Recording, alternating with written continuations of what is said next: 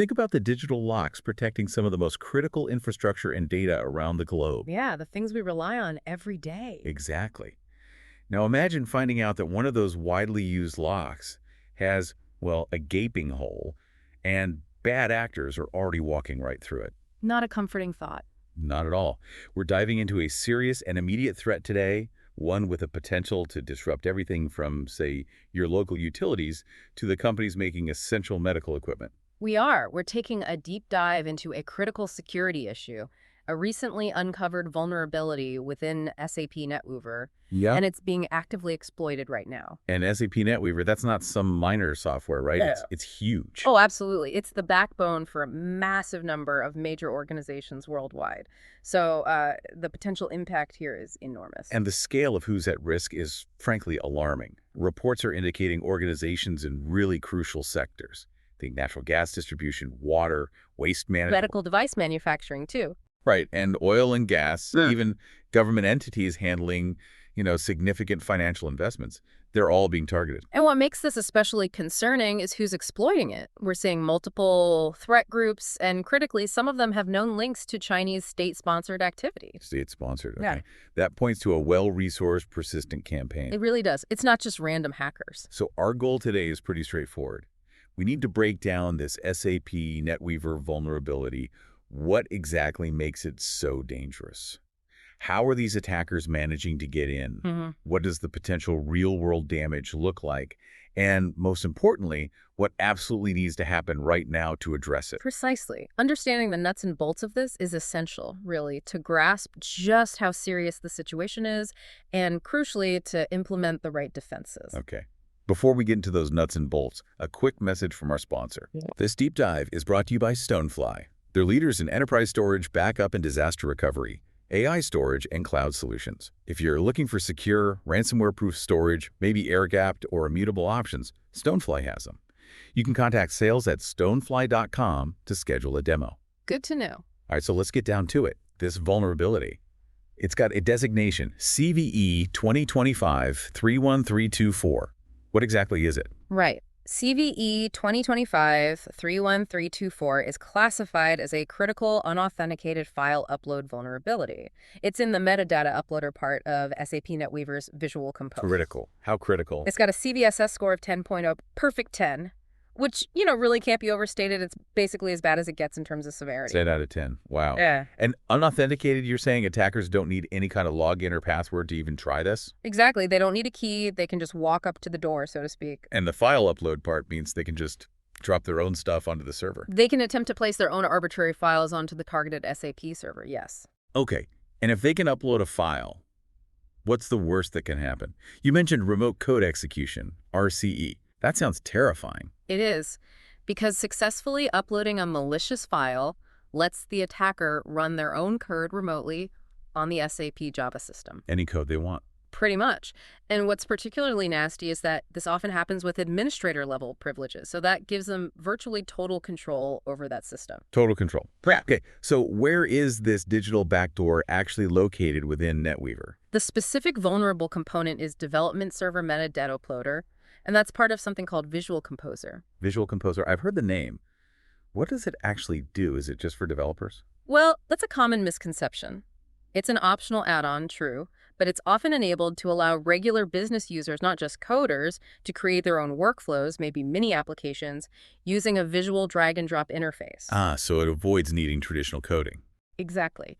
But the key insight here is that this tool, which sounds developer-focused, is actually surprisingly common among business users. And that just dramatically expands the potential attack surface. Right, okay, that makes it sound much more widespread than just a developer tool. But it's still just an add-on. How much damage can an attacker really do through this specific component? Well, while it's not the core SAP engine itself, the risk is substantial, especially for any system that exposes this Visual Composer development server to the internet. Directly or indirectly? Either way, directly, or maybe through something called a reverse proxy. Once an attacker manages to execute their code on that Java stack, they often inherit very high levels of access. And from there, they can move laterally to incredibly sensitive business data and core SAP functions. Okay, so we know what the vulnerability is. Pretty scary stuff. Now, how are these attackers actually doing it? What's their playbook look like? Well, the initial step is what's known as a blind file upload. It sounds simple, and it kind of is. The attacker sends a very simple type of web request, a POSD request, aimed specifically at that vulnerable metadata uploader servlet. A PST request, like submitting a web form. Essentially, yes. It's formatted using something called multi-part form data, which is a standard way browsers send files when you upload something through a website. So it looks like a normal file upload, but the system isn't checking what? Who's sending it or what the file is? Both, basically. That's the critical failure. There's a complete lack of proper identity checks, no authentication needed, and maybe even more worrying, there's no real check on the file's content type, the MIME type. So they can upload anything. Pretty much anything. It allows them to upload all kinds of malicious files. A very common tactic we're seeing is uploading what are called JSP web shells. JSP web shells. Yeah. Break that down for me. What are those? Okay, think of them as tiny hidden web pages.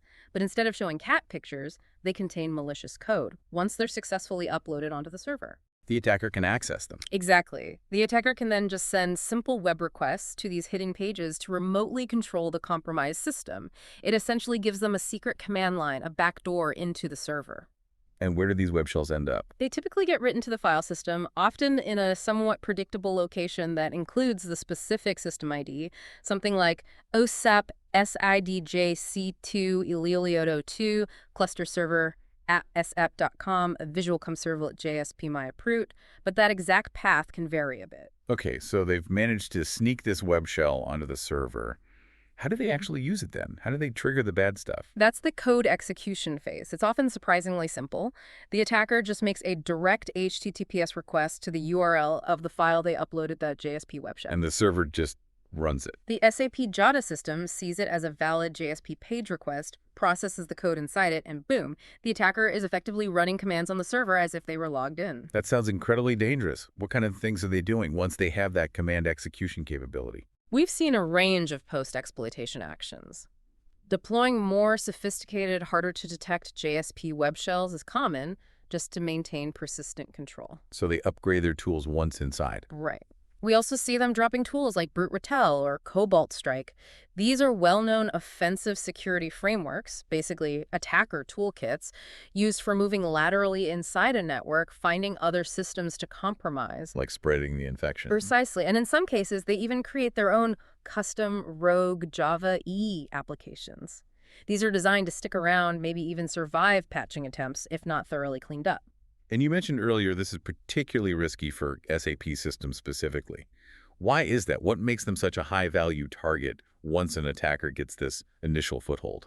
Well, SAP systems, almost by definition, operate with very high levels of privilege. They have to manage core business functions. Right. Plus, they house or are directly connected to incredibly sensitive ERP data, think financials, HR records, customer lists, intellectual property. The crown jewel. Absolutely. So once an attacker gains that initial access through this Java vulnerability, moving laterally to other critical parts of the SAP landscape, maybe the underlying ABAP stacks or connected databases becomes significantly easier. So it's not just about compromising that one Java server. It's using it as a launchpad to potentially compromise the entire organization's critical data and operations. That's the core risk, yes. The initial breach can be leveraged to access, steal, or even manipulate a vast array of business-critical processes and information. Okay. Now, we touched on this briefly, but who are the people behind these attacks? Are we talking lone wolves, or is there evidence of something more coordinated? The cybersecurity intelligence community has observed multiple distinct threat activity clusters linked to China actively exploiting this. Groups that are tracked with names like UNC5221, UNC51074, and CLSTA0048 have all been identified. UNC. Those are usually mandate designations. Right. Often, yes. Though different firms might use slightly different tracking names. Additionally, there's another currently uncategorized group known just as Chaya04 also involved. Multiple groups, some linked to China. Yeah. That definitely elevates the concern level. What kinds of tactics are these specific groups using? The tactics are pretty consistent with what you'd expect from sophisticated, likely well-resourced actors. We're seeing the deployment of those JSP web shells we discussed, establishing reverse shells. Reverse shells. Yeah, it's a way for the compromised system to connect back out to the attacker's control server, giving them direct command line access. It often bypasses inbound firewall rules. Icky. Very. And they're using various types of malware. We've seen things like Krusty Loader, which seems to be a loader for deploying other tools like Sliver, which is an open source C2 framework. Also, Snowlight malware, which downloads remote access software like MeShell and Goreverse. Any custom tools? Yes, actually. A custom reverse shell written in the Go language called Supershell has also been observed in these campaigns. Go-based malware is becoming increasingly common. And there was mention of some kind of attacker infrastructure being discovered. An IP address with logs. That sounds like a significant intelligence find. It was. Researchers found an attacker-controlled server at the IP address 15.204.56.106. What was particularly revealing was that this server had publicly accessible directories. Wait, publicly accessible? Yeah, apparently. Containing logs detailing activity on numerous compromised systems. Two files were especially interesting. Okay. One was CVE-2025-31324 results.txt. It listed 581 confirmed SAP NetWeaver instances that had already been backdoored with a web shell.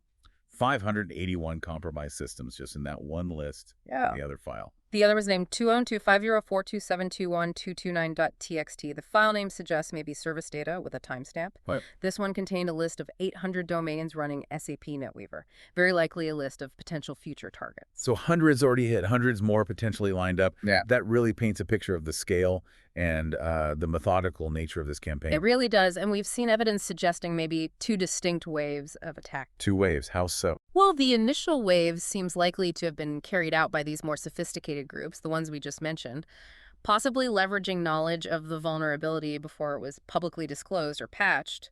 Zero-day exploitation, perhaps. Okay, the advanced crews get in first. Then what? Then, after the public disclosure and the release of the initial patches, we started seeing a second wave. This seems to be more opportunistic attackers. How are they getting in if patches are out? They're likely taking advantage of publicly available exploit code or information. And, critically, they might be finding and reusing the existing web shell backdoors that were already planted by those initial, more sophisticated attackers. Oh, right. So even if an organization patched quickly after the announcement, if they were already compromised in that first wave, They might still have a hidden backdoor left behind. and now a completely different group could be using it. That's a really critical point for people to understand. Patching isn't always enough if you were already breached. Absolutely. Effective remediation requires not just patching, but also a thorough investigation, threat hunting, to identify and completely eradicate any existing compromise. Yeah. Assume breach, basically. Okay, let's really delve into the potential risks then, the business impact.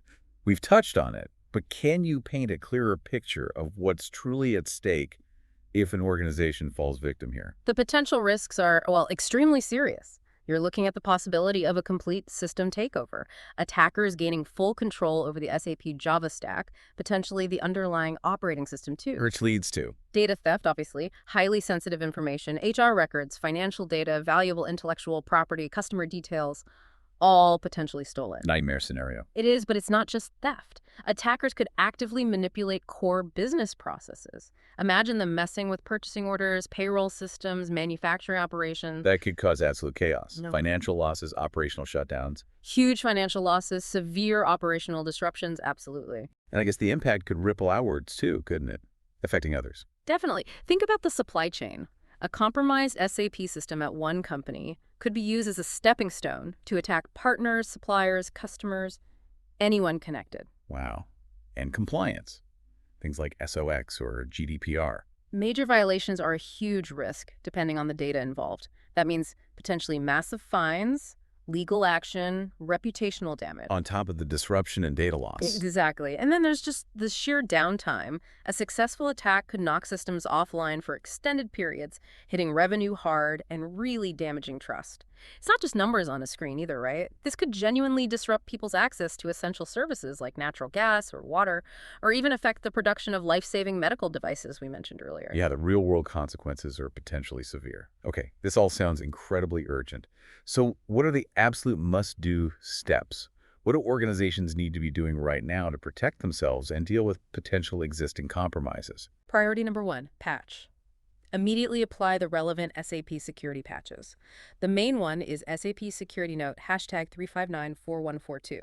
That came out April 24th, 2025, specifically for this CVE 2025-31324 vulnerability. Okay, note 3594142, but I heard there was a second patch that's also really important. Yes, absolutely critical. That's SAP Security Note 360411 hast, released more recently on May 13th, 2025. Why the second patch? What does it do? This second patch is crucial because it removes a residual insecure deserialization vulnerability. It's tracked as CVE 2025-42999.